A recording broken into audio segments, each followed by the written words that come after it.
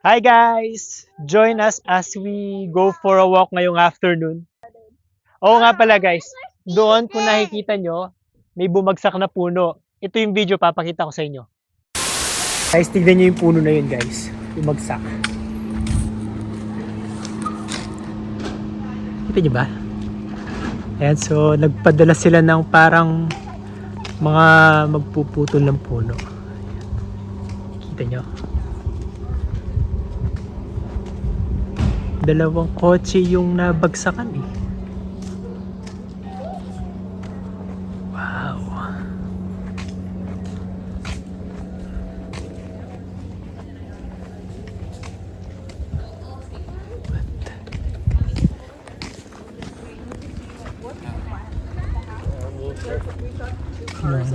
Yeah, that's our priority. Oh my goodness. So I have two guys coming. How did this happen, ate? You can't go through. You can't go through. How did this happen? My friends told me they were playing and then they heard like What? my friends told me they were playing and then they heard like gunshots, so they were like running. So they saw the tree? No, but one of the neighbor's daughters saw it. Like fall. Yeah, they saw the tree fell down? No, they were scared. They ran inside. But they didn't see it. No, but then when they came They back out, heard it only. yeah, they heard it because they were right over there. And then they were running inside, and then when they came back out, they saw them. Wow. Told you. It was old. I thought you said two cars were Two damaged. cars are under there. Let me see. Oh yeah. I'll show you a better view. There's Where? a better view from here. Don't go under there. Daming alam ni ate. Don't go there. Come here. Come here. It's okay. Oh, sorry.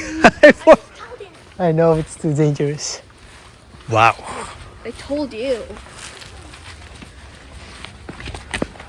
How did this happen?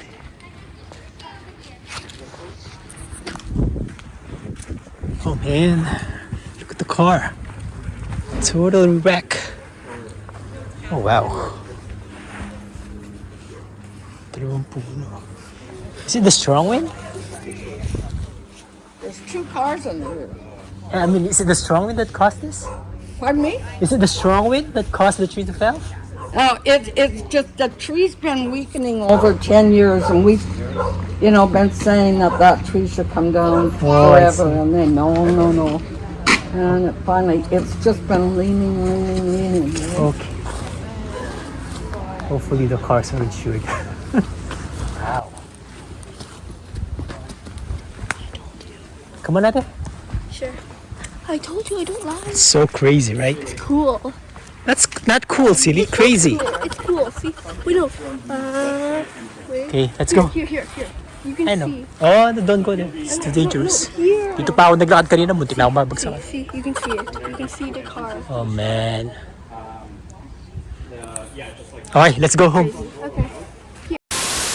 So iiwan namin sila sa bahay kasi kami ni Mami magwo-walking. Tapos sabi namin sa kanila, maglaro na sila ng PS5 sa bahay or Nintendo Switch.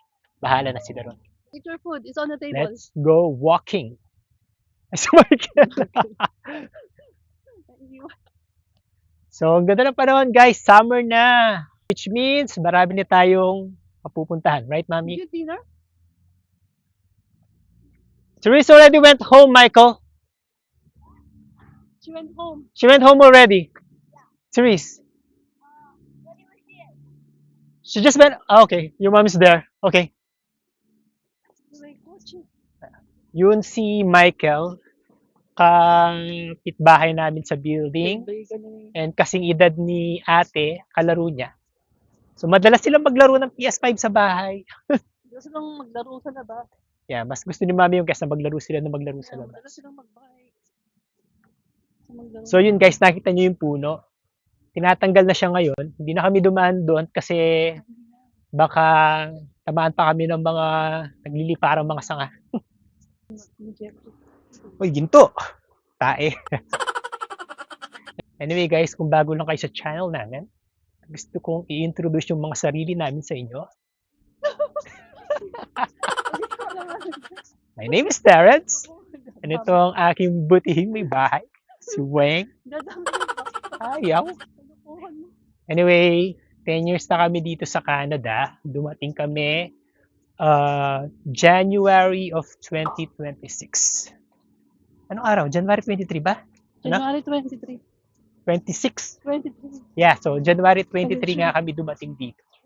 And dumating kami rito as a federal skilled worker.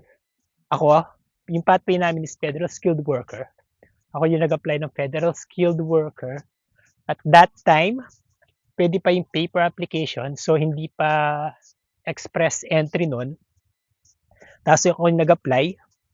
Nung nag-apply kami papunta rito, that time nasa Qatar kami. Sa Qatar, naninirahan na kami doon ng ako 6 years, si Mami is 5 years, right Mami? So 5 years. At that time, nagkakaproblema na ako sa company ko, kaya naisipan kong maghanap ng bansang malilipatan. Tapos, naisip ko na since marami akong mga kaklase na dito sa Canada, tapos nagpo-post sila ng mga pictures tungkol sa Canada, sinabukan ko, why not? Ba't di ko subukan sa Canada? Kasi that time, nung bata pa kasi ako guys, gustong gusto ko talaga makapunta sa Amerika.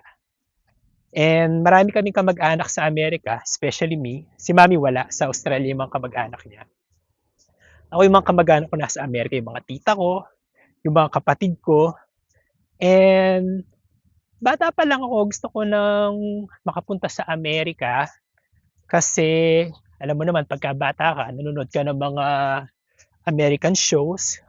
Pag nag-i-snow, di ba parang ang sarap ng feeling. Tapos may Santa Claus, tapos may trick or treat. So nung bata ako, gusto ko talaga makapunta sa Amerika. And then yung tatay ko naman is, paano ko ba sasabihin to, Mami? Tatay ko is multi-talented eh. Multi-talented pagdating sa paghahanap ng asawa. So, may pangalawang asawa yung tatay ko, and then nagkaroon siya ng 3 anak dun sa pangalawang asawa. It so happened na yung mga kapatid ko sa pangalawang asawa ng tatay ko, pinanganak sila sa Saipan, so automatic mga US citizen sila. Kasi yung Saipan is teritorya ng ng Amerika eh. So around 2012, 2013, 2014, hindi ko maalala yung exact date eh. Yung 3 kapatid ko na yun is lahat sila nakapunta na ng Amerika. Tapos syempre, kahit paano, merong konting inggit na naramdaman ako kasi sila nasa Amerika, ako nasa Qatar lang. Hindi naman forever sa Qatar. Kasi alam naman natin na pagka dumating ka na sa age of retirement sa Qatar, kailangan mo nang umuwi ng Pilipinas. Tapos naaalala ko that time, kinontak ko yung pangalawang panganay sa pamilya namin, yung panganay dun sa 3 magkakapatid na half-brothers ko. Tinanong ko if it's possible na ma-petition nila ako as kapatid, brother to brother. Sold na. Ha? Sold. Sold na ba? Gusto namin tong bahay na to eh. Pero wala kaming pera. So sold na daw. Wala tayong magagawa. So balik tayo sa kwentuhan. So tinanong ko siya noon kung possible na brother to brother yung pagkuha niya sa akin, pag-petition niya. Sabi niya posible naman daw pero mahirap at the same time magastos. And sabi naman ng tatay ko, bago kami naging mag-asawa ni Mami, pwede kami magsama pero wag daw kami magpapakasal kasi pag na-petition yung tatay ko, kukuhanin niya kami. Pero that time kasi mag-asawa na kami. So sabi ko, hindi posible yung pathway na pipetitionin ako ng tatay ko. So ang ginawa ko, tumingin ako ng 2 option, either Australia or sa Canada. That time medyo napansin ko na base sa pagre-research ko, medyo mahirap yung pathway papuntang Australia. Sabi ko kay Mami, sabi ko sa'yo Mami? Ako nakalimutan ko. Nakalimutan na ni Mami. Sabi ko sa kanya, try mo kontakin yung mga kamag-anak ko sa Australia. Ikaw yung magiging parang principal applicant, baka matulungan ka nila. Ayoko, nahihiya ako. Baka makapunta tayo doon. So, ayaw ni mami, nahihiya daw siya. So, wala akong choice. Sabi ko, sige na nga, sa Canada na lang pag-aaralan ko. So, yun nga, pinag-aralan ko yung papunta rito sa Canada since meron na akong ilang years of experience as an estimator. Yun yung pathway na kinuha ko papunta rito through Federal Skilled Worker Program ng Canada. And to make the long story short, nakapasa ako, natanggap kami, nakapunta kami rito, and ngayon naka 10 years na kami. Yung first few years namin dito sa Canada is a bit of a struggle kasi nagpunta kami rito without any job offer.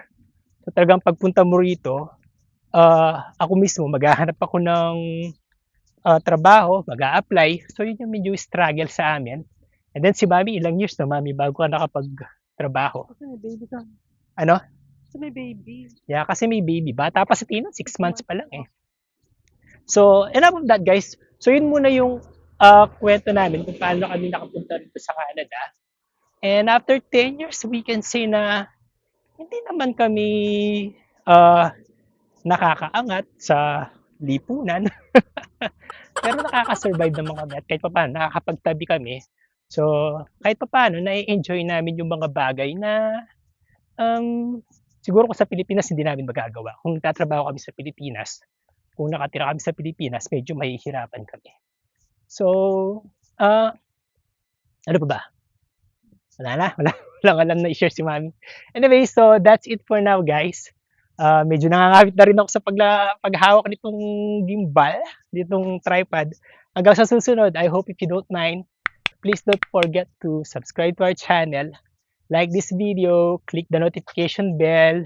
O nga pala, when you like this video, guys, please also don't forget to hype this video para i-promote ni YouTube yung video natin. Hanggang sa susunod po, maraming salamat. Bye! Bye! We wanna chase the night, wanna dance to the light, pull the stars from the sky, just two hearts running wild. Never sleep, never stop, as we shout from